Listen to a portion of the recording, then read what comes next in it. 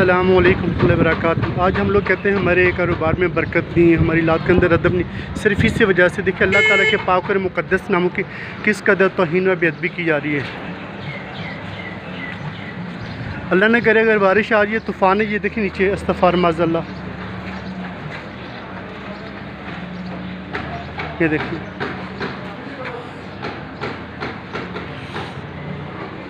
अस्तग़फ़ार माज़अल्लाह, अस्तग़फ़ार माज़अल्लाह। ये कुरान पाक की आयत, उसके नीचे तर्जुमा लिखा हुआ है।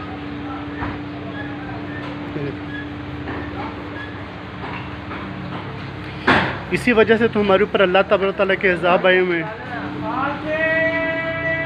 ये देखिए,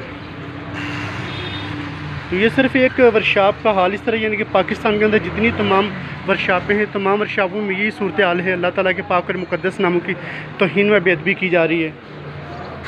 ये देखिए,